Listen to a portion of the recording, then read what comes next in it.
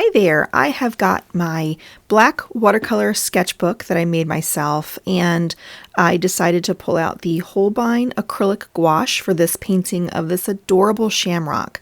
I took this photo, I think it was last year when I was taking a walk in the woods, and I never know if I'm actually going to paint them, but I hope that I do, and I came across this and I thought it'd be perfect to post around St. Patrick's Day. This one was a little intimidating. I wasn't quite sure how I was going to do it, but I just jumped in and did it, and I think it turned out great.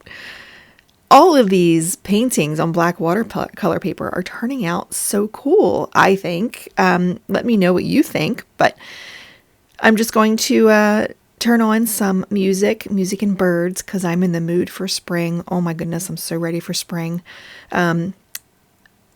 I'm going to turn on some music and birds so you can just see this transform before your eyes, and let me know what you think. Thank you so much for joining me.